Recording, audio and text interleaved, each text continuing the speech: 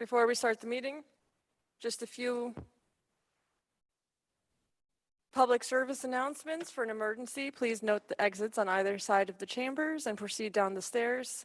The bathrooms are located out the door to my left over here. The women's room is to the right, men's room is to the left. We allow 30 minutes for public speaking. If you have not done so already, please sign up at the podium, or if you're following us on Zoom, you could raise your Zoom hands and our clerk will add you in onto the list. I'm now calling this Common Council meeting to order at 7:33 p.m. on April 4th, 2023. Please stand for the Pledge of Allegiance and remain standing for a moment of silence.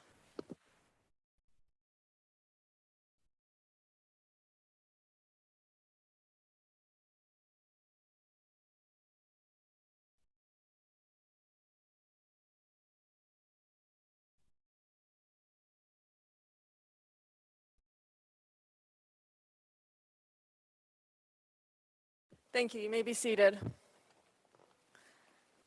May I please have roll call? Alderman Hill. Present. Alderman Frankel. Present. Alderman Scott Childress. Excused. Alderman Worthington. Here. Alderman Muhammad. Excused. Alderman Davis. Excused. Alderman Oliveri. Here. Alderman Shabbat. Excused. Alderman Hirsch. Here. We have a quorum. Can I have a motion to dispense with the minutes of the previous meeting and approve same? Motion by Michael Oliveri, second by Michelle Hirsch. All in favor? Opposed? Motion is adopted 5-0. Can I have a motion to dispense with the reading of the general bills? Motion by Rita Worthington, second by Carl Frankel. All in favor? Opposed? Motion is adopted 5-0. As council members, we get the chance to meet folks from throughout the city and from all walks of life. Throughout our service on the council, we meet community members who truly move us with their acts of kindness and their efforts to better our community. Tonight, we recognize and honor two community members who have gone above and beyond to serve and help others with the Common Council Community Award. This month, we are delighted to present Amanda and Anthony with the award. They were selected by Alderman Carl Frankel. So at this time, I would invite Amanda, I don't see Anthony, so Amanda to join Carl at the podium.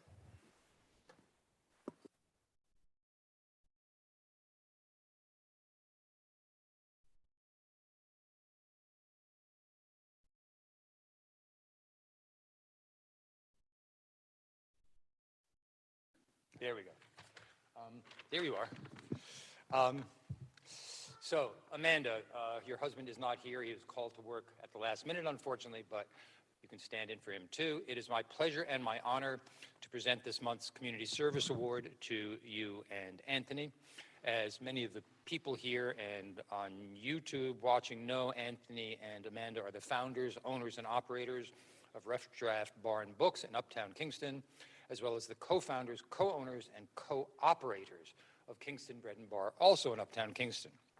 For this reason alone, they have made a massive contribution to the energy and vitality of Uptown Kingston and our city generally. During a time when we have too many vacant storefronts in Uptown, their two establishments are hubs of energy and activity. But it's not just that they own a couple of popular watering holes.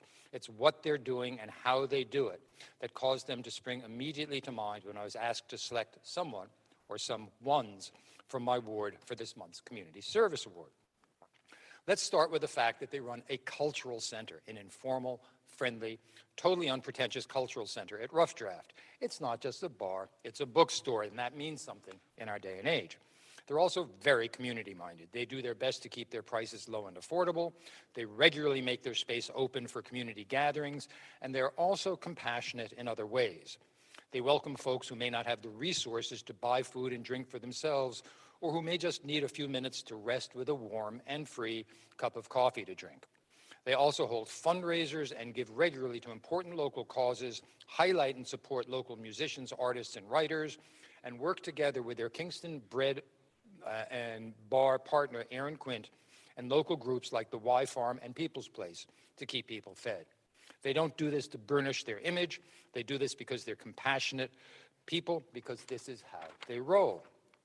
It's been said that it takes a village. It's true, and it also takes a small city. Kingston thrives to the extent that it's economically and culturally vibrant. Amanda and Anthony are playing a big role in helping to make this happen, but they are also all about us. They share with me the notion that it's not us against them, it's us and them, always, if we can see our way to that. Anthony and Amanda lead with compassion, humor, and open-heartedness. It's a great trifecta, coupled as it is with their proven business acumen and know-how. Amanda and Anthony exemplify commitment to service and commitment to community. Thank you for being who you are and for doing what you do. The city of Kingston is the better for it. Thank you, Amanda, and to you and Anthony. Here is your certificate. And if you'd like to make some comments, you're going to pass. It's here if you want, whatever. Thank you. We really appreciate this. I'm sorry Anthony couldn't be here. We feel really lucky to be business owners, but more community members in this wonderful city. And we will absolutely continue to do our best to keep our businesses accessible and welcoming to everyone in Kingston. You talked about events. I just want to make one plug for, sorry, I have to check the date.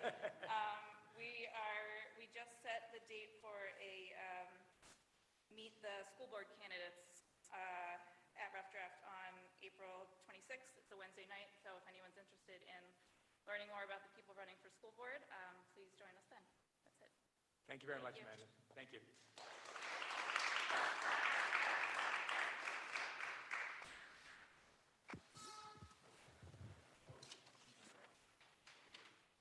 Well, you could actually leave it, yeah. We're now entering into the public speaking portion of the meeting. We have allotted 30 minutes for this purpose. The speakers will have 3 minutes. If there are remaining speakers after 30 minutes, I will call for a motion from the council to extend the period for another 30 minutes. Speakers, direct your comments to the chair, as council members cannot engage in debate during this time. Please state your name and address on the record before you begin. For the audience in chambers and on Zoom, there can be no distractions when a speaker is addressing the council. The Common Council has also received written comments for our consideration, and they could be found on the city's website under tonight's agenda. Can I have the first speaker, please? Diana Lopez.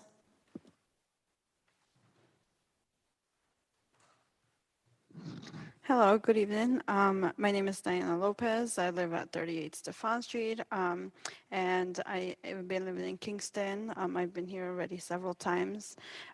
Just giving my support to ban vacation rentals where the host does not live in that property. The housing is really becoming like a really bad situation.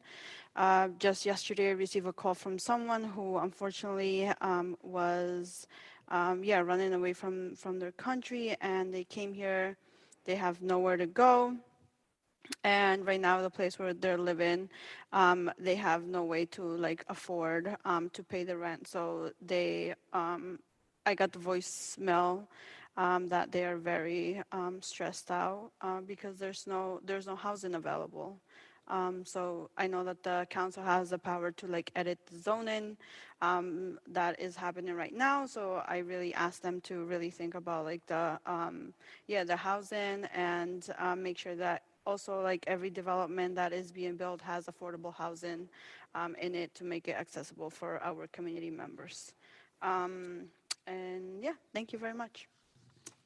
Thank you. Nobody else signed up, but would anybody else like to speak? Come on up and just say your name and address for the record, please. Michael Kodransky, 183 Murray Street. I wanted to speak to the issue of the form-based codes and the county and city of Kingston's recommendation regarding parking on those codes. I just wanted to elevate parking as a critical issue to the affordability crisis in the region and to the production of housing. So when you think about the parking question and the recommendations, which are based on the ITE Parking Generation Guide, which is an outdated document and is counter to the trends that are happening around the country around parking requirements, I really want you to pay attention to this issue because it is counter to the policy outcomes that the form-based codes are trying to achieve.